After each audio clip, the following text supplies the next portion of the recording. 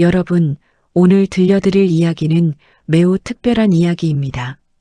한 여인의 이야기인데요. 죽음의 강을 건너야 했던 여인, 그리고 그 깊은 어둠 속에서 기적을 경험한 여인의 이야기입니다. 얼어붙은 강 한가운데서 완전히 길을 잃었을 때 그녀는 찬송가 소리를 들었다고 합니다. 그런데 놀라운 것은 아무도 그 노래를 부르지 않았다는 것입니다. 그 신비로운 소리가 그녀를 살렸습니다.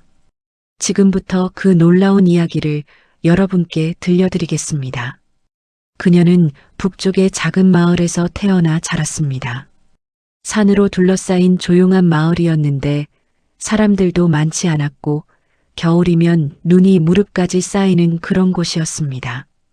마을은 탄광을 중심으로 돌아가는 곳이었는데 대부분의 남자들이 탄광에서 일했고 여자들은 협동농장에서 일하거나 집안일을 했습니다.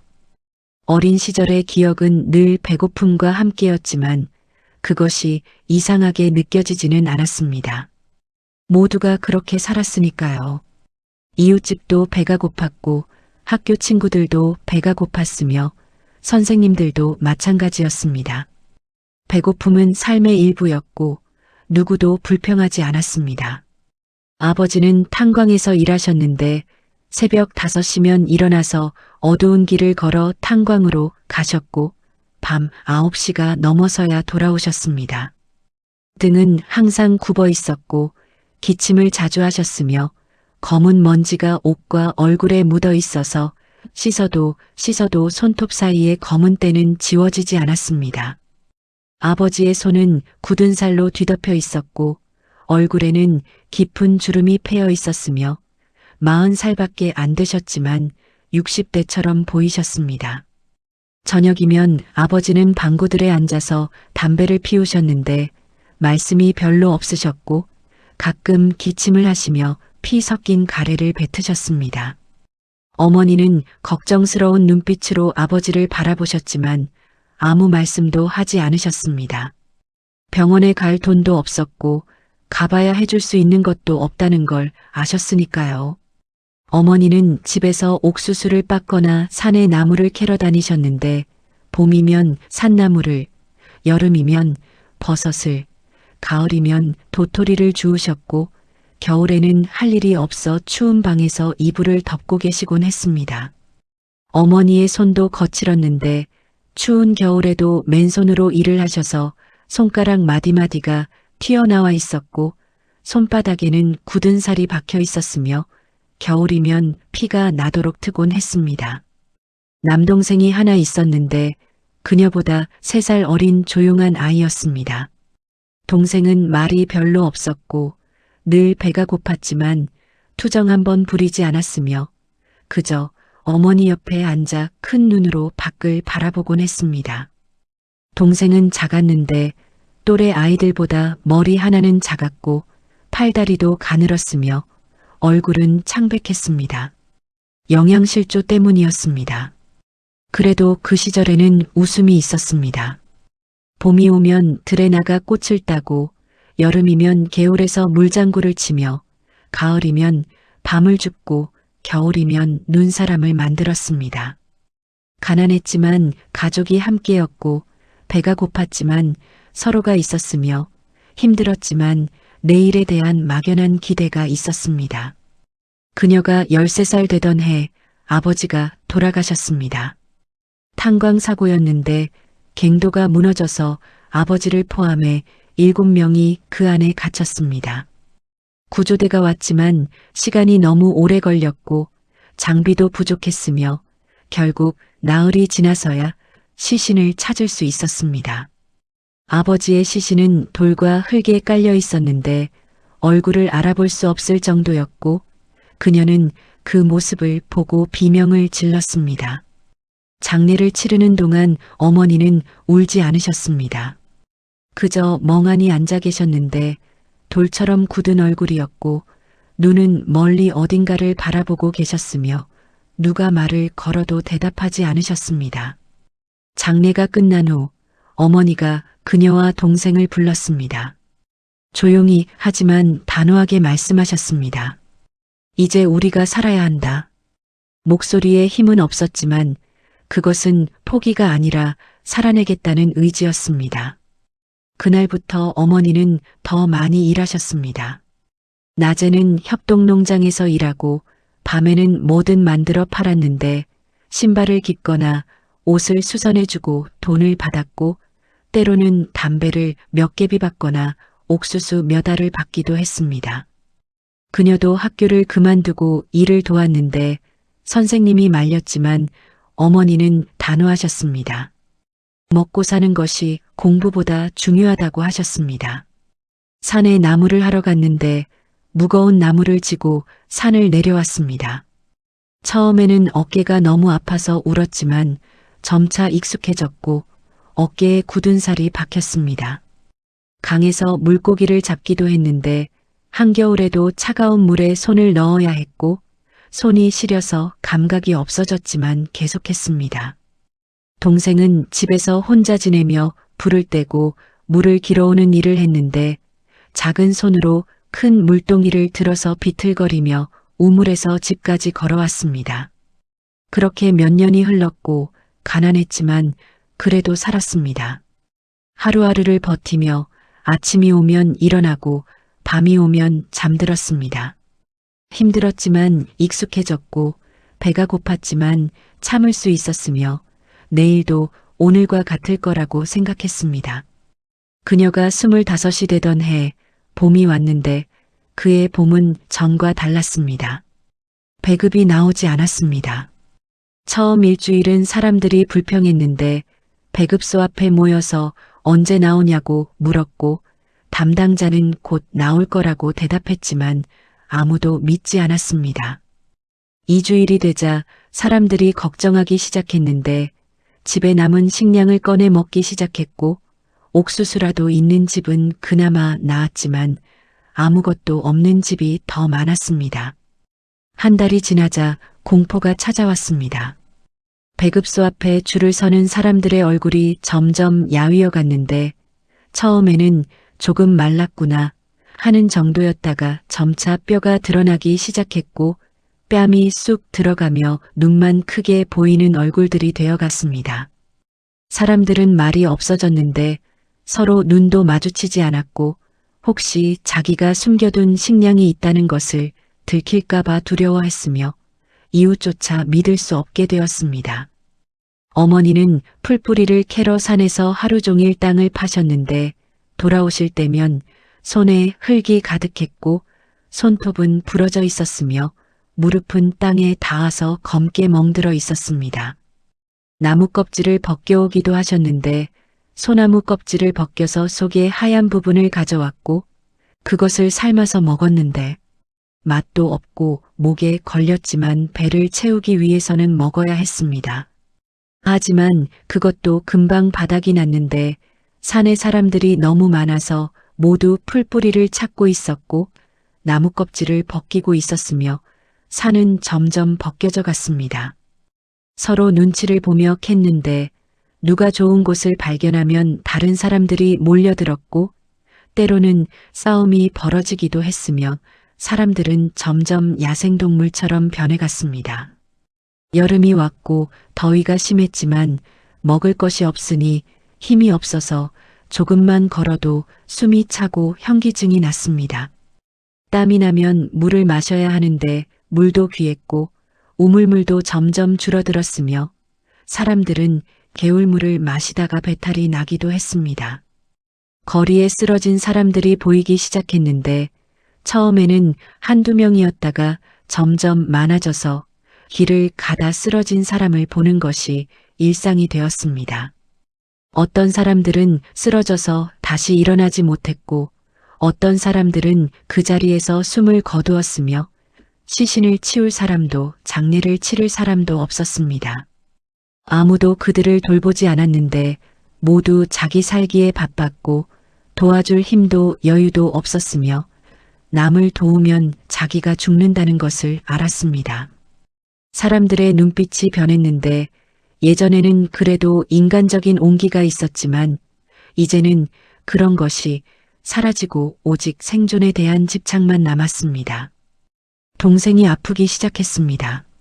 처음에는 기운이 없어 보이더니 며칠 후부터는 열이 났고 이마가 뜨거웠으며 계속 누워 있었습니다.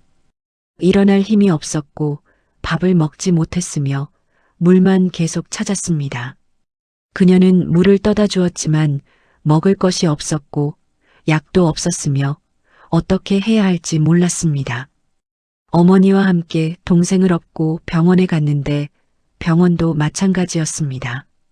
복도에는 사람들이 가득했고 의사는 하루에 100명이 넘는 환자를 봐야 했으며 약장은 텅 비어 있었습니다. 의사도 지쳐 있었는데 눈 밑에 다크서클이 짙었고 목소리에 힘이 없었으며 환자를 보는 눈빛에서 체념이 느껴졌습니다. 의사는 동생을 진찰하고 고개를 저었는데 해줄 수 있는 게 없다는 표정이었고 그저 집에 가서 편히 쉬게 하라고만 했습니다. 그것은 사실상 포기하라는 말이었고 그녀와 어머니는 그것을 알았습니다. 집으로 돌아오는 길 동생을 업은 등이 너무 가벼웠는데 뼈만 남은 몸이었고 숨소리만 들렸으며 가끔 신음소리를 냈습니다. 동생은 점점 야위어 갔는데 뼈만 남았고 살이 하나도 없었으며 얼굴은 해골처럼 변해갔고 눈만 크게 보였습니다. 가을이 왔습니다. 낙엽이 떨어지고 바람이 차가워졌으며 동생은 더 이상 말을 하지 않고 그저 누워서 숨만 쉬고 있었습니다. 눈은 떠져 있었지만 초점이 없었고 누가 부르면 약하게 고개를 돌렸으며 물을 입에 대주면 조금 마셨지만 그것도 점점 어려워졌습니다. 어느 날 아침 평소보다 이상하게 고요했습니다. 보통은 동생의 숨소리라도 들렸는데 그날은 아무 소리도 들리지 않았습니다. 그녀가 동생에게 다가갔을 때 동생이 일어나지 않았습니다. 흔들어 봤지만 반응이 없었고 손을 잡아봤는데 차가웠으며 심장에 귀를 대봤지만 아무 소리도 들리지 않았습니다. 엄마! 그녀가 비명처럼 소리쳤고 어머니가 달려와 동생을 안아보셨습니다. 한참을 그렇게 있다가 조용히 눕히셨는데 눈물 한 방울 흘리지 않으셨습니다. 더 이상 눈물도 나오지 않는 것 같았습니다. 그날 오후 산에 동생을 묻었는데 관도 없이 그저 땅을 파서 묻었고 표지판도 세우지 못했으며 나무 하나 심지 못하고 돌 하나 올려놓을 힘도 없이 그저 흙을 덮었습니다. 19살이었습니다. 아직 청년도 되지 못한 나이였고 인생을 시작해보지도 못한 나이였으며 꿈도 사랑도 가져보지 못한 나이였습니다. 돌아오는 길은 너무 고요해서 발소리만 들렸습니다. 어머니는 한참을 걸으시다가 멈춰서서 하늘을 올려다보셨는데 구름 한 점 없는 맑은 하늘이었지만 그 하늘이 너무 무심해 보였습니다. 너는 살아야 한다. 어머니의 목소리였습니다. 그녀는 어머니를 바라봤는데 어머니의 눈빛이 달랐습니다. 무언가 결심한 눈빛이었습니다. 여기 있으면 안 돼. 너도 죽어. 목소리는 떨렸지만 확고했습니다. 겨울이 다가왔고 추위와 배고픔이 함께 왔습니다. 더 많은 사람들이 거리에서, 집에서, 어디서나 쓰러졌고 죽음이 일상이 되어서 아침에 일어나면 누군가 죽어 있곤 했습니다. 이웃집 아저씨가 죽었고 옆집 할머니가 죽었으며 학교 친구도 죽었고 선생님도 죽었습니다. 마을은 점점 조용해졌는데 사람들은 말이 없어졌고 살아있지만 살아있지 않은 것 같았으며 그저 숨만 쉬며 눈빛에 생기가 없었습니다. 어느 날 밤 어머니가 그녀를 조용히 아무도 듣지 못하게 불렀습니다.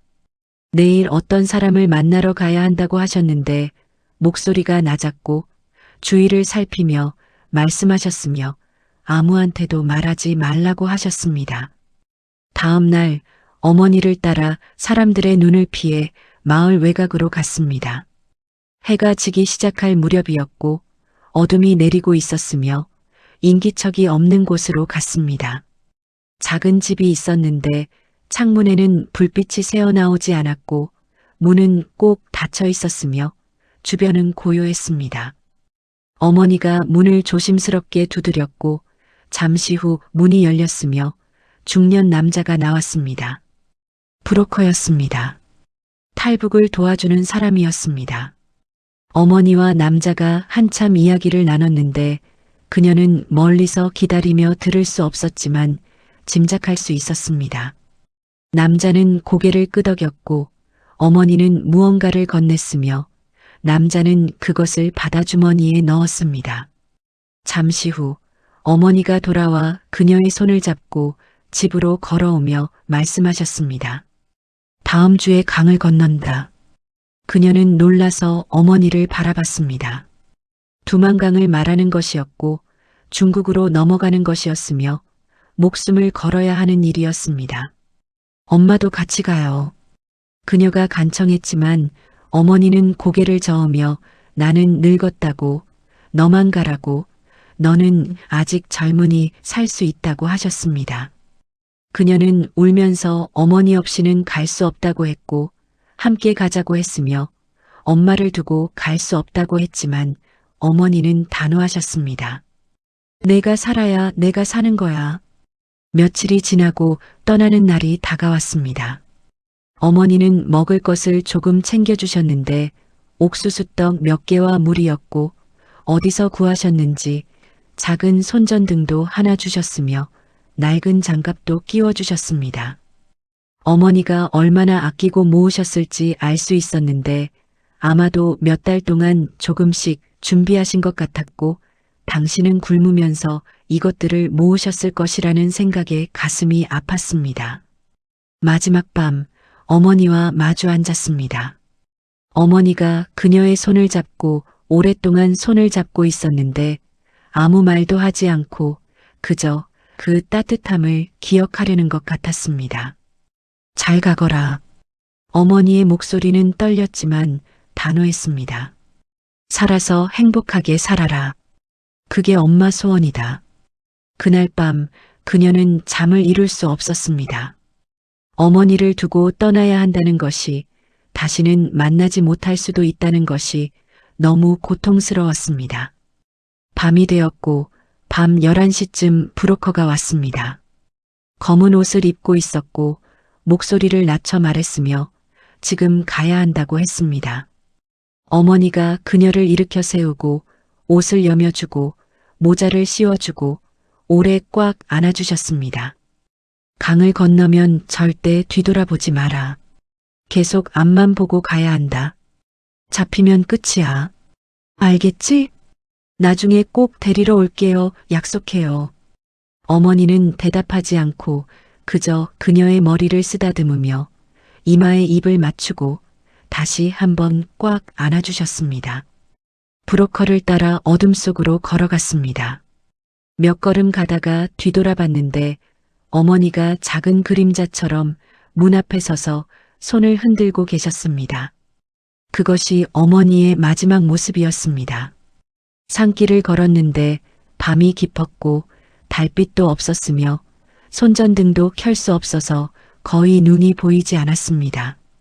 다른 사람들도 함께였는데 10명쯤 되었고 모두 조용했으며 아무도 말을 하지 않고 숨소리와 발소리만 들렸습니다. 브로커가 앞장섰고 사람들이 한 줄로 따라갔으며 그녀는 중간쯤에 있었습니다. 길은 험했는데 돌에 발이 걸렸고 나뭇가지가 얼굴을 긁었으며 때때로 미끄러져서 넘어지기도 했습니다. 하지만 계속 가야 했는데 멈추면 안 됐고 소리를 내면 안 됐으며 그저 묵묵히 걸어야 했습니다. 때때로 브로커가 손을 들어 멈추라는 신호를 했는데 그러면 모두 움직임을 멈추고 숨도 참았으며 귀를 기울여 주변 소리를 들었습니다. 멀리서 인기척이 들리면 재빨리 숨었는데 나무 뒤에, 바위 뒤에, 덤불 속에 숨어서 숨을 죽이고 기다렸습니다. 경비병들이 지나가는 소리가 들렸고 손전등 불빛이 보였으며 심장이 터질 듯 뛰었지만 움직일 수 없었습니다. 한참을 기다리다가 브로커가 다시 신호를 보내면 조심스럽게 일어나서 다시 걸었습니다. 그렇게 몇 시간을 걸었는데 다리가 아팠고 발에 물집이 잡혔으며 온몸이 땀으로 젖었지만 멈출 수 없었고 계속 가야 했습니다. 새벽녘이 되었고 하늘이 조금씩 밝아지기 시작했으며 동쪽 하늘이 희미하게 붉어졌습니다. 브로커가 손을 들어 모두를 멈추게 했고 앞을 가리켰습니다. 강이 보였습니다. 넓고 얼어붙은 강이었는데 흰색으로 빛나고 있었고 아침 안개가 강 위를 덮고 있었으며 저 멀리 건너편이 희미하게 보였습니다. 두만강이었습니다. 브로커가 조용히 말했는데 목소리를 최대한 낮췄고 모두 귀를 기울여 들었습니다. 저기가 두만강이다. 건너편이 중국이야. 얼음이 얇은 곳도 있으니 조심해. 발소리를 최대한 죽여. 총소리 들리면 무조건 뛰어. 주저하면 죽어. 그녀의 심장이 빠르게 뛰었고 손이 떨렸으며 입이 바짝 말랐습니다. 무서웠지만 돌아갈 수는 없었고 여기까지 왔는데 포기할 수 없었으며 앞으로 가야 했습니다. 브로커가 먼저 강으로 내려갔고 얼음을 발로 확인한 후 손짓했으며 사람들이 한 명씩 조심스럽게 따라 내려갔습니다. 그녀의 차례가 왔습니다.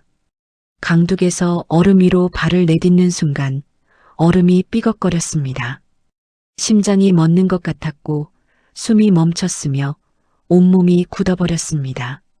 하지만 얼음은 깨지지 않았고 브로커가 괜찮다는 신호를 보냈으며 조심스럽게 한 걸음 더 내딛었습니다.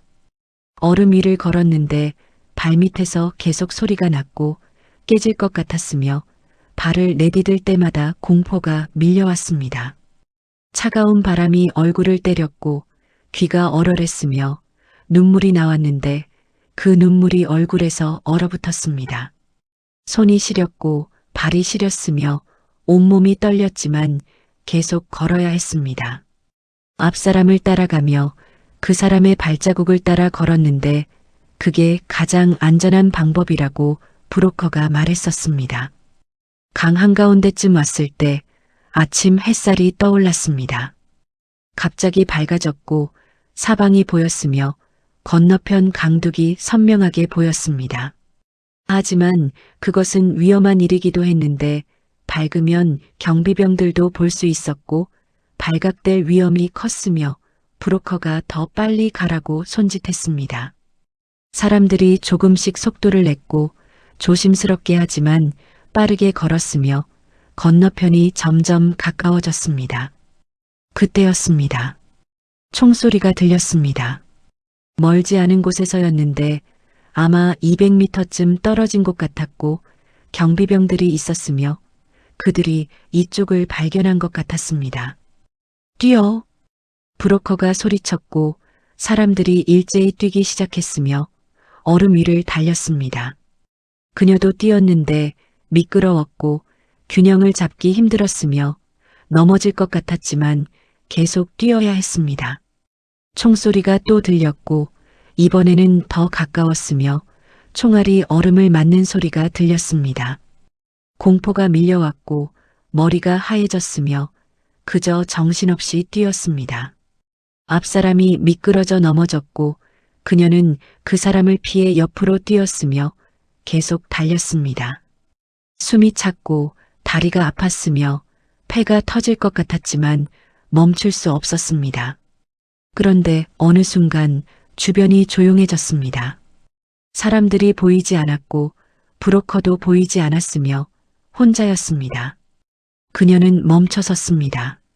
숨을 헐떡이며 주변을 둘러봤는데 사방이 똑같아 보였고 하얀 얼음뿐이었으며 어디가 어딘지 알 수 없었습니다. 어둠 속에서 방향을 알 수 없었는데 왼쪽인지 오른쪽인지 앞인지 뒤인지 북쪽인지 남쪽인지 전혀 알 수 없었습니다. 공포가 엄습했습니다. 잘못 가면 다시 북쪽이었고 그러면 바로 경비병들한테 잡히는 것이었으며 잡히면 죽는 것이었고 총살당하는 것이었습니다.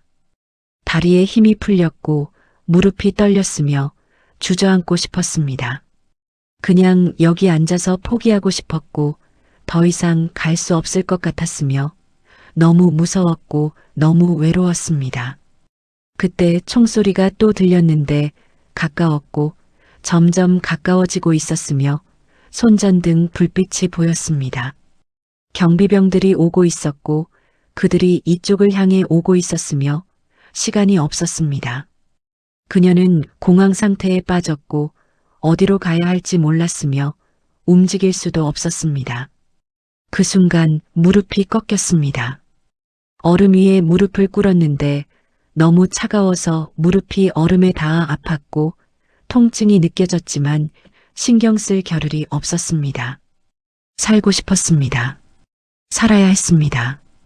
어머니를 다시 만나야 했고 약속을 지켜야 했으며 여기서 죽을 수 없었습니다.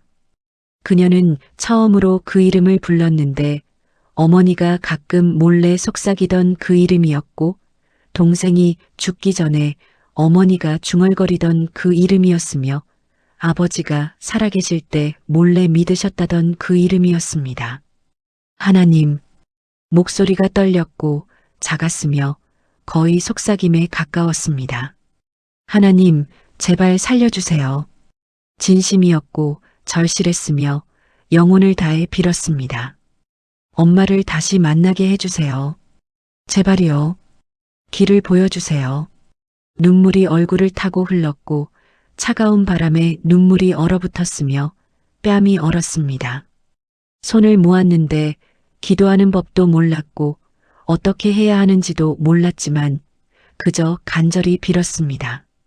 제발 저를 살려주세요. 그 순간이었습니다. 바람 소리에 섞여 무언가 들렸습니다. 처음에는 착각인 줄 알았고 바람 소리였을 거라고 생각했으며 귀에서 나는 소리라고 생각했지만 아니었습니다. 노랫소리였습니다. 희미하지만 분명한 노랫소리였는데 멀리서 들려오는 것 같았고 바람을 타고 오는 것 같았으며 찬송가였습니다. 나의 살 길 되신 주 항상 찬송하리라. 그녀는 귀를 기울였는데 환청일까 싶었고 너무 간절히 바라서 환청이 들리는 것일까 싶었지만 계속 들렸습니다. 나의 기쁨 되신 주 영원토록 사모하리. 소리가 들려오는 분명한 방향이 있었고 오른쪽 앞쪽에서 들려오는 것 같았으며 그쪽이 남쪽인 것 같았습니다. 그녀는 일어났고 떨리는 다리에 힘을 주며 그쪽을 향해 걷기 시작했습니다. 한 걸음 걸을 때마다 노랫소리가 조금씩 커졌고 더 뚜렷해졌으며 확신이 생겼습니다. 내 주를 가까이 하게 함은 마치 누군가 그녀를 부르는 것 같았고 이리 오라고 손짓하는 것 같았으며 길을 알려주는 것 같았습니다. 십자가 짐 같은 고생이나. 그녀는 소리를 따라 계속 걸었는데 뒤에서 총소리가 들렸지만 멈추지 않았고 경비병들의 외치는 소리가 들렸지만 뒤돌아보지 않았으며 오직 앞만 보고 노랫소리만 따라갔습니다. 그것만이 유일한 길잡이였고 그것만이 희망이었으며 그것만을 믿고 걸어갔습니다. 얼마나 걸었을까요? 시간 감각이 없었고 몇 분인지 몇십 분인지 알 수 없었지만 계속 걸었습니다. 노랫소리가 점점 커졌고 이제는 선명하게 들렸으며 마치 바로 앞에서 부르는 것 같았습니다. 그리고 강둑이 보였습니다. 중국 쪽 강둑이었고 나무들이 보였으며 눈이 쌓여있지 않은 땅이 보였습니다. 사람의 그림자가 보였는데 여러 명이었고 손짓하고 있었으며 빨리 오라고 하는 것이었습니다. 그녀는 마지막 힘을 다해 뛰었고 얼음 위를 미끄러지며 달렸으며 넘어질 뻔했지만 계속 뛰었습니다.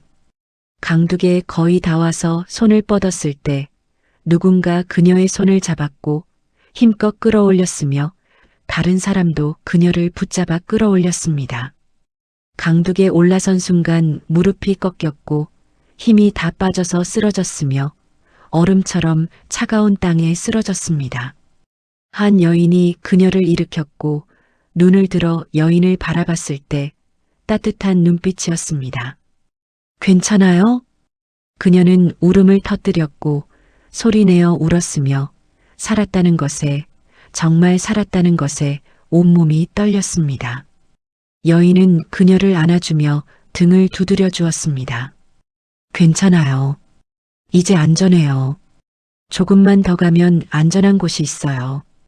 여인을 따라 산길을 올랐는데 다리에 힘이 없어서 비틀거렸고 여인이 그녀를 부축했으며 다른 사람도 와서 함께 부축했습니다. 한참을 걸었는데 얼마나 걸었는지 모르겠고 의식이 흐릿했으며 그저 발을 옮겼습니다. 작은 집이 나타났고 불빛이 보였으며 따뜻한 불빛이었습니다.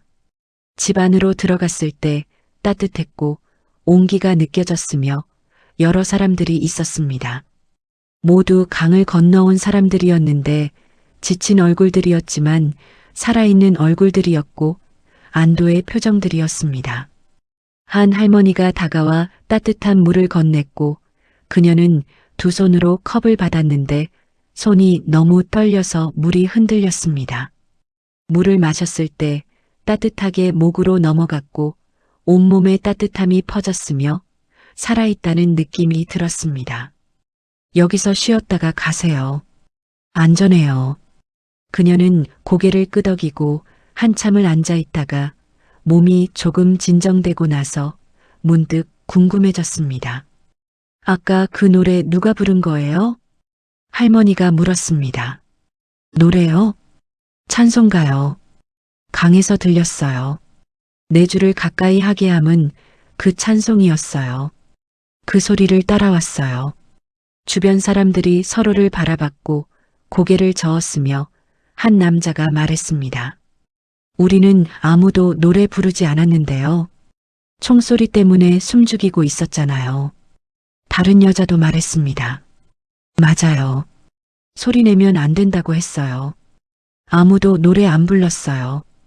그녀는 이해할 수 없었습니다. 분명히 들었고 선명하게 들었으며 그 소리가 없었다면 길을 찾지 못했을 거고 그 소리를 따라왔는데 아무도 부르지 않았다니 말이 안 됐습니다. 할머니가 그녀의 손을 잡았는데 따뜻하고 주름진 손이었고 할머니의 손에서 온기가 전해졌습니다. 할머니가 조용히 말했습니다. 하나님께서 인도하신 거예요. 하나님이요? 여기 오는 사람들 중에 그런 경우가 종종 있어요. 길을 잃었을 때 음성을 듣거나 노래를 듣는 거죠. 빛을 본 사람도 있고요. 하나님께서 함께 하신 거예요. 그녀는 할머니를 바라봤는데 할머니의 눈빛은 확신에 차 있었고 거짓말하는 것 같지 않았으며 진심이 느껴졌습니다. 그날 밤 작은 방에 누웠는데 다른 여자들과 함께 한 방에 있었고 모두 지쳐서 곧 잠들었지만 그녀는 잠을 이룰 수 없었습니다. 천장을 바라봤는데 낡은 천장이었고 곳곳에 얼룩이 있었지만 따뜻한 방이었습니다. 하나님, 그 이름이 계속 맴돌았습니다. 정말 하나님이 자신을 구한 것일까요? 아니면 우연일까요? 혹시 바람 소리를 잘못 들은 것일까요? 하지만 우연치고는 너무 신기했고 바람 소리치고는 너무 선명했으며 분명히 찬송가였습니다. 아무도 부르지 않은 노래를 분명히 들었고 그 소리가 길을 알려주었으며 그 소리가 자신을 살렸습니다. 눈물이 또 흘렀는데 이번에는 슬픔의 눈물이 아니라 감사의 눈물이었고 살아있다는 것에 대한 감사였으며 구원받았다는 것에 대한 감격이었습니다. 다음 날 아침 창문으로 따뜻한 햇살이 들어왔고 오랜만에 보는 평안한 아침이었으며 총소리도 없고 두려움도 없는 아침이었습니다. 할머니가 그녀를 불렀습니다. 같이 예배 드릴래요? 오늘이 주일이거든요. 그녀는 예배가 무엇인지 잘 몰랐지만 고개를 끄덕였고 할머니를 따라갔습니다. 작은 방에 10여 명이 모여 조용히 앉았고 할머니가 앞에 서서 성경을 펼쳤으며 기도를 시작했습니다. 그리고 찬송을 불렀습니다. 그 찬송이었습니다. 내 주를 가까이 하게 함은. 그녀의 심장이 뛰었고 온몸에 전율이 흘렀으며 바로 그 노래였습니다. 강에서 들었던 바로 그 노래였고 자신을 살린 그 노래였으며 하나님의 음성이었던 그 노래였습니다. 목소리가 떨렸지만 따라 불렀고 가사를 몰랐지만 흥얼거렸으며 눈물이 흘렀습니다. 그녀의 눈에서 눈물이 멈추지 않고 흘렀는데 하염없이 흘렀고 닦아도 계속 흘렀으며 가슴이 벅차올랐습니다. 할머니가 성경을 읽었습니다. 하나님은 우리의 피난처시요 힘이시니 환난 중에 만날 큰 도움이시라. 그 말씀이 가슴에 와닿았고 정말 하나님이 자신의 피난처였으며 환난 중에 도우셨고 죽을 뻔한 순간에 구해주셨습니다. 예배가 끝난 후 할머니가 그녀에게 물었습니다. 어디로 갈 계획이에요? 그녀는 대답하지 못했는데 계획이 없었고 아는 사람도 없었으며 갈 곳도 없었고 그저 살아야겠다는 생각만 했습니다. 우리 교회에 계속 있을래요? 여기가 지하교회예요. 탈북자들을 돕는 곳이죠. 여기서 일하면서 지낼 수 있어요. 그녀는 고개를 끄덕였고 갈 곳이 없었으며 여기가 유일한 곳이었고 하나님께서 인도한 곳이라고 생각했습니다. 그렇게 그녀는 그곳에 머물게 되었습니다. 그곳에서의 새로운 생활이 시작되었습니다. 처음 며칠은 모든 것이 낯설어서 적응하기 힘들었는데 중국어를 못했고 음식도 달랐으며 생활 방식도 달랐지만 사람들은 친절하고 따뜻했습니다. 그녀에게 옷을 주었고 따뜻한 옷이었으며 북쪽에서는 입어보지 못한 좋은 옷이었습니다. 음식을 주었는데 하루 세 끼를 주었고 밥과 반찬이 있었으며 배불리 먹을 수 있었습니다. 처음에는 너무 많이 먹어서 체했고 위가 놀라서 토하기도 했으며 몸이 적응하는데 시간이 걸렸습니다. 위로를 주었는데 그녀의 이야기를 들어주었고 올 때 옆에 있어 주었으며 혼자가 아니라고 말해 주었습니다. 매일 아침 기도 시간이 있었는데 새벽 6시에 모였고 처음에는 무릎 꿇고 기도하는 것이 어색했으며 무슨 말을 해야 할지 몰랐지만 점점 익숙해졌습니다. 할머니는 매일 조금씩 성경을 읽어주었는데 그녀는 한글을 읽을 줄 알았지만 성경은 처음이었고 중국어 성경이었지만 할머니가 한글로 번역해서 읽어주었습니다. 어려운 말들도 많았지만 할머니가 쉬운 말로 풀어서 설명해 주었고 예를 들어 설명해 주었으며 이해할 수 있게 해 주었습니다. 어느 날 할머니가 읽어준 구절이 마음에 깊이 와닿았습니다. 수고하고 무거운 짐진 자들아 다 내게로 오라. 내가 너희를 쉬게 하리라. 정말 그녀는 무거운 짐을 지고 있었는데 동생의 죽음이 짐이었고 어머니와의 이별이 짐이었으며 고향을 떠난 것이 짐이었고 죄책감이 짐이었으며 슬픔이 짐이었고 두려움이 짐이었습니다. 하지만 여기서 조금씩 쉼을 얻고 있었고 짐을 내려놓고 있었으며 평안을 찾고 있었습니다.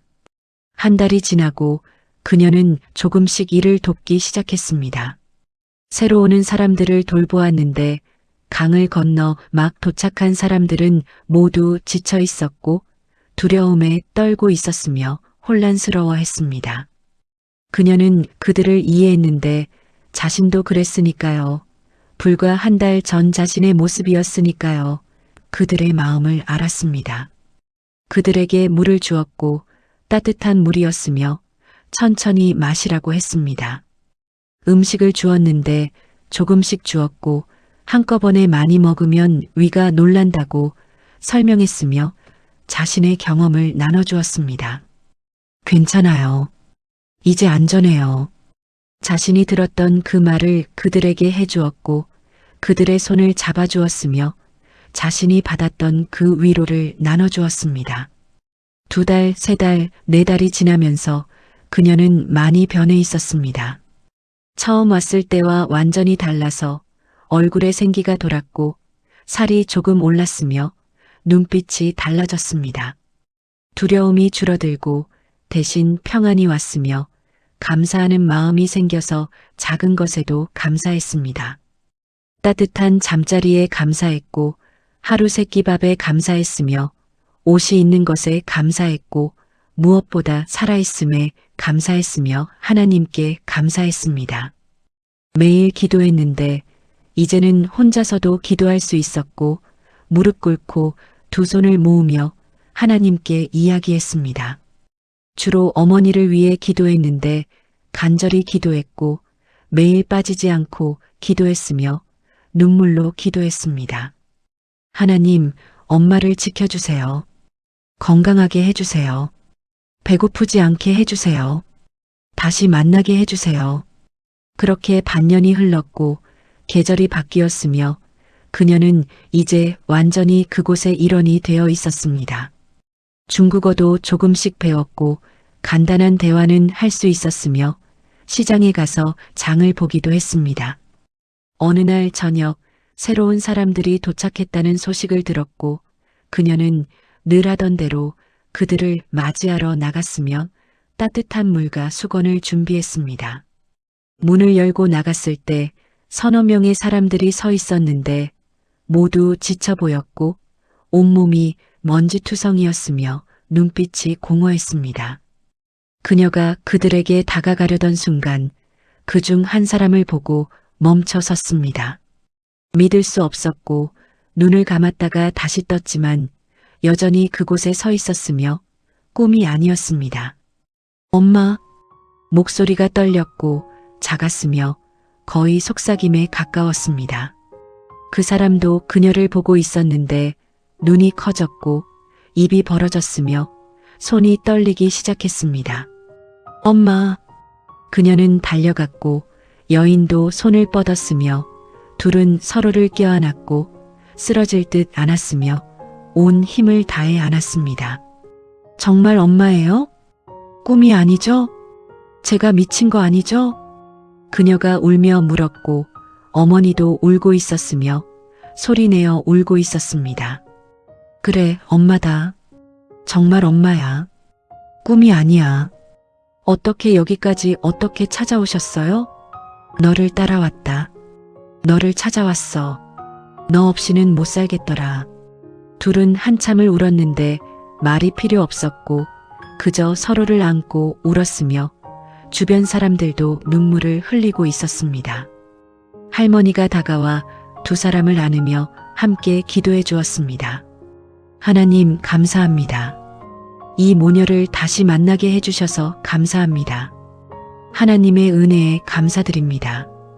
그날 밤 그녀는 어머니와 함께 작은 방에 앉아 모든 것을 이야기했습니다. 강에서 길을 잃었던 것을, 죽을 뻔했던 것을, 찬송가 소리를 들었던 것을, 그 소리를 따라 살아났던 것을, 하나님께서 인도하신 것을 이야기했습니다. 어머니는 조용히 들으시다가 말씀하셨습니다. 사실 나도 알고 있었다. 하나님을 말이야. 엄마가요? 너희 아버지가 돌아가시기 전에 믿으셨거든. 몰래 믿으셨어. 그래서 나도 조금 알아. 나도 몰래 기도했어. 내가 무사하길, 내가 살기를 매일매일 기도했지. 그녀는 놀랐는데 어머니도 하나님을 알고 있었다니, 그리고 자신을 위해 기도하고 있었다니, 모든 것이 하나님의 계획이었다니 말입니다. 하나님께서 우리 기도를 들으신 거야. 그리고 너를 지키신 거고 나도 이렇게 데려오신 거야. 하나님께 감사해야지. 둘은 손을 잡고 함께 기도했는데 처음으로 모녀가 함께 드리는 기도였고 어색했지만 진심이었으며 감사했고 눈물이 났으며 가슴이 벅찼습니다. 그로부터 3년이 흘렀습니다. 많은 일들이 있었습니다. 중국에서 한국으로 오는 과정이 쉽지 않았는데 여러 나라를 거쳐야 했고 동남아시아를 통해 태국까지 갔습니다. 거기서 한국 대사관에 가서 도움을 요청했고 몇 달을 기다렸으며 심사와 조사를 받았고 모든 것을 증명해야 했습니다. 때로는 위험한 순간도 있었고 브로커들에게 속기도 했으며 돈이 없어서 일을 하기도 했습니다. 힘든 시간들이 있었지만 그 모든 과정 속에서 하나님께서 함께 하셨고 포기하고 싶을 때마다 힘을 주셨으며 절망할 때마다 희망을 주셨습니다. 결국 그녀와 어머니는 한국 땅을 밟을 수 있었습니다. 처음 한국에 도착했을 때는 모든 것이 낯설었습니다. 빌딩이 너무 높았고 자동차가 너무 많았으며 사람들이 빨리 걸었습니다. 말도 조금 달랐는데 억양이 달랐고 단어도 달랐으며 문화도 달랐고 생활 방식도 달랐습니다. 빠른 속도에 적응하기 힘들었지만 도와주는 사람들이 있었습니다. 정부 지원으로 교육을 받았고 정착할 수 있는 곳을 마련해 주었으며 취업을 도와주었습니다. 무엇보다 어머니와 함께였고 그것이 가장 큰 힘이었습니다. 그들은 작은 교회를 다니기 시작했습니다. 동네의 조용한 교회였는데 크지 않은 교회였고 100명 정도 모이는 교회였습니다. 그곳에서 비슷한 이야기를 가진 사람들을 만났으며 같은 아픔을 겪은 사람들을 만났습니다. 서로 위로하고 격려했고 서로의 이야기를 들어주었으며 함께 울고 함께 웃었습니다. 가족 같은 공동체가 되었습니다. 그녀는 지원센터에서 일하게 되었습니다. 처음 도착한 사람들을 돕는 일이었는데 그들의 정착을 도와주는 일이었고 그들의 이야기를 들어주는 일이었습니다. 그들의 두려움을 알았고 외로움을 알았으며 혼란을 알았습니다. 그래서 더 잘 도울 수 있었고 그들의 마음을 이해할 수 있었습니다. 같은 길을 걸어왔으니까요. 같은 고통을 겪었으니까요. 더 깊이 공감할 수 있었습니다. 처음에는 다 힘들어요. 하지만 괜찮아질 거예요. 그녀가 새로 온 사람들에게 말하면 그들은 그녀의 눈을 보고 믿었습니다. 이 사람도 같은 길을 걸어왔다는 것을, 그리고 이겨냈다는 것을, 지금은 행복하게 살고 있다는 것을 알 수 있었으니까요. 그래서 희망을 가질 수 있었습니다. 어느 주일 그녀는 교회에서 간증을 하게 되었습니다. 목사님이 부탁하셨는데 처음에는 떨렸지만 할머니가 격려해 주셨고 어머니가 응원해 주셨습니다. 하나님께서 힘을 주실 거라고 믿었고 준비했으며 기도했고 용기를 냈습니다. 그날 주일 예배가 끝나고 그녀는 강단에 섰습니다. 많은 사람들이 그녀를 바라보고 있었는데 100명 정도 되었고 모두 조용히 앉아 기다리고 있었습니다.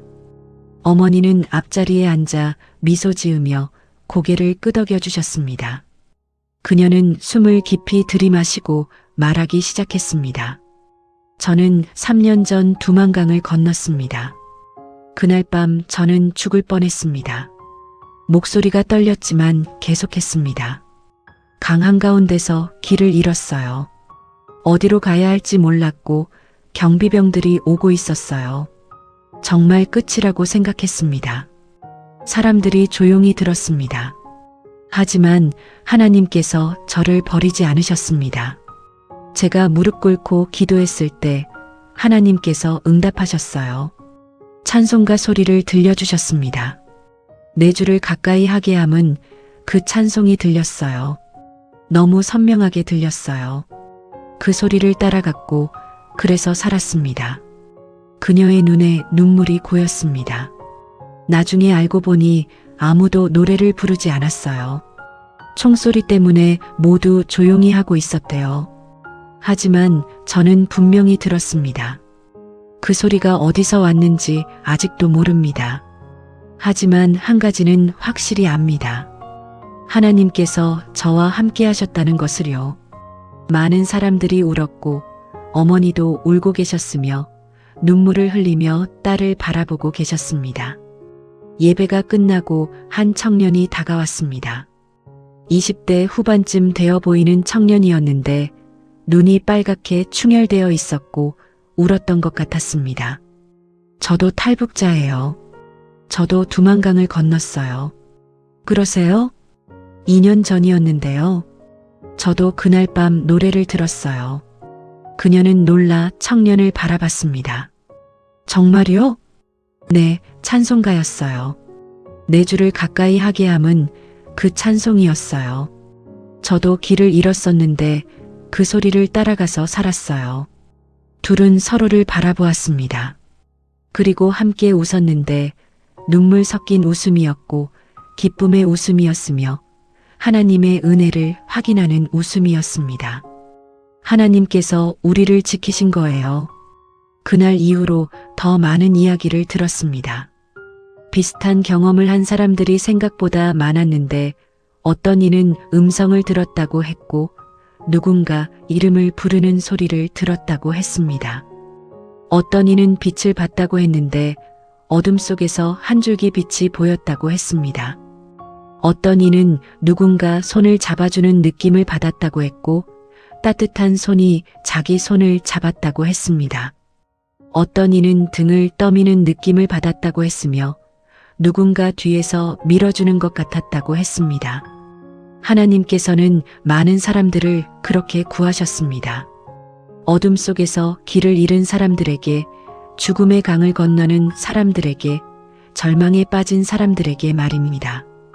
찬송가로, 음성으로, 빛으로, 손길로 인도하셨고 구원하셨으며 살리셨습니다. 지금도 그녀는 새터민들을 만날 때마다 물어봅니다. 혹시 강을 건널 때 뭔가 경험하신 게 있나요? 노래나 음성 같은 거요. 그러면 많은 사람들이 고개를 끄덕이며 말합니다. 네, 있어요. 저도 뭔가 들었어요. 그래서 살았어요. 그럴 때마다 그녀는 확신합니다. 하나님께서는 절망 중에 있는 사람들을 결코 버리지 않으신다는 것을, 가장 어두운 밤에도 함께 하신다는 것을, 길을 잃었을 때 인도하신다는 것을 말입니다. 그리고 그 사랑은 국경도, 이념도, 체제도 넘는다는 것을 확신합니다. 매일 아침 그녀는 기도합니다. 아직도 그곳에 있는 사람들을 위해, 강을 건너려는 사람들을 위해, 어둠 속에서 길을 찾는 사람들을 위해 기도합니다. 하나님, 그들에게도 찬송가를 들려주세요. 저처럼 그들도 하나님의 음성을 듣게 해주세요. 그래서 살게 해주세요. 어머니는 이제 70이 넘으셨지만 건강하게 살고 계십니다. 매주 함께 교회에 가며 예배 시간에 찬송을 부를 때마다, 특히 그 찬송을 부를 때마다 그날 밤이 떠오릅니다. 내 주를 가까이 하게 함은, 얼어붙은 강, 깊은 어둠, 그리고 그 속에서 들려온 찬송가가 떠오릅니다. 그것은 하나님의 음성이었습니다. 너는 혼자가 아니다. 내가 너와 함께한다. 내가 너를 인도한다. 그 음성을 기억하며 지금 어둠 속에 있는 모든 이들에게, 길을 잃은 모든 이들에게 전합니다. 하나님께서는 여러분과 함께 하십니다. 여러분, 이 이야기를 들으시면서 무엇을 느끼셨습니까? 이것은 한 여인의 이야기입니다. 죽음의 강을 건넜던 여인, 그리고 하나님의 인도하심을 경험했던 여인의 이야기입니다.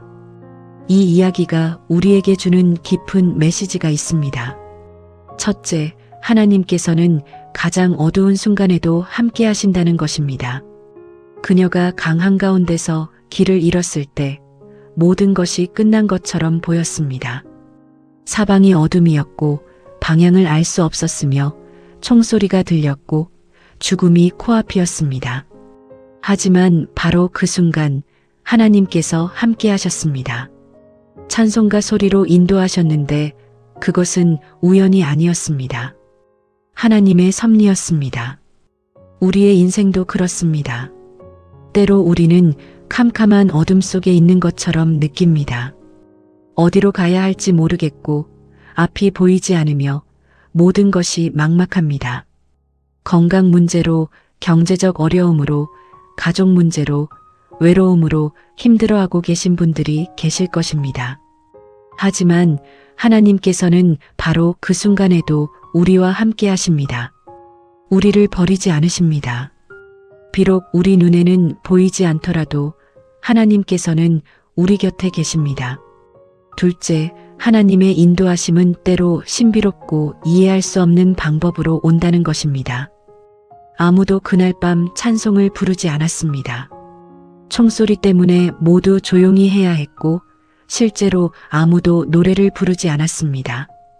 그런데 그녀는 분명히 찬송가를 들었고 그것도 여러 사람이 들었습니다. 우리는 이것을 과학적으로 설명할 수 없습니다. 논리적으로 증명할 수도 없습니다. 하지만 그것이 하나님의 방법입니다. 하나님께서는 우리가 이해할 수 없는 방법으로 일하십니다. 때로는 음성으로, 때로는 꿈으로, 때로는 사람을 통해서, 때로는 우연처럼 보이는 사건을 통해서 말씀하십니다. 중요한 것은 하나님께서 우리를 인도하신다는 사실입니다. 우리가 이해하든 못하든 하나님께서는 우리의 길을 인도하고 계십니다. 셋째, 절망의 순간이 하나님을 만나는 순간이 될 수 있다는 것입니다. 그녀는 북쪽에 있을 때 하나님을 몰랐습니다. 어머니가 몰래 기도하는 것을 봤지만 관심이 없었습니다. 하지만 강 한가운데서 길을 잃었을 때, 죽음이 코앞에 있을 때 처음으로 하나님을 불렀습니다. 그리고 하나님께서 응답하셨습니다. 우리도 마찬가지입니다. 때로 하나님께서는 우리를 절망의 자리로 인도하시는 것처럼 보입니다. 왜 이런 고통이 와야 하는지, 왜 이런 어려움을 겪어야 하는지 이해할 수 없을 때가 있습니다. 하지만 바로 그 자리에서 우리는 깨닫게 됩니다. 우리 자신의 힘으로는 아무것도 할 수 없다는 것을, 우리에게는 하나님이 필요하다는 것을 말입니다. 그리고 바로 그 자리에서 하나님을 만나게 됩니다.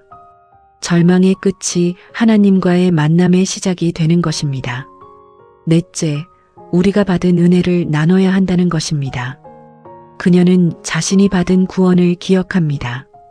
어떻게 죽을 뻔했다가 살아났는지, 어떻게 하나님께서 인도하셨는지 잊지 않습니다.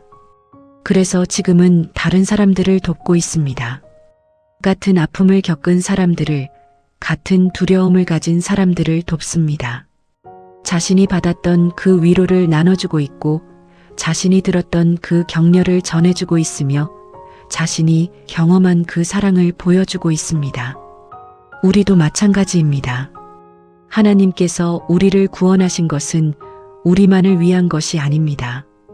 우리를 통해 다른 사람들도 구원받게 하시기 위함입니다. 우리가 받은 은혜를 나눠야 합니다.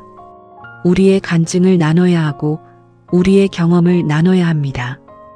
혹시 지금 여러분도 어둠 속에 계십니까? 앞이 보이지 않고 길을 잃은 것 같습니까? 두려움과 절망 속에 계십니까? 이제는 더 이상 버틸 수 없을 것 같고 포기하고 싶은 마음이 드십니까? 이 이야기를 기억하십시오. 하나님께서는 가장 어두운 순간에도 함께 하십니다. 당신이 혼자라고 느낄 때도, 아무도 없다고 생각될 때도 하나님께서는 당신 곁에 계십니다. 절망의 순간이 하나님을 만나는 순간이 될 수 있습니다. 모든 것을 잃은 것 같을 때, 더 이상 갈 곳이 없을 것 같을 때, 바로 그때가 하나님을 만날 수 있는 때입니다. 지금 하나님께 부르짖으십시오. 형식적인 기도가 아니라 진심으로 간절히 기도하십시오. 하나님, 저를 도와주세요. 길을 보여주세요. 저와 함께 해주세요. 이렇게 기도하십시오. 무릎 꿇고 두 손을 모으고 진심을 다해 기도하십시오. 그러면 하나님께서 응답하실 것입니다. 당장 내일 모든 것이 해결되지 않을 수도 있습니다.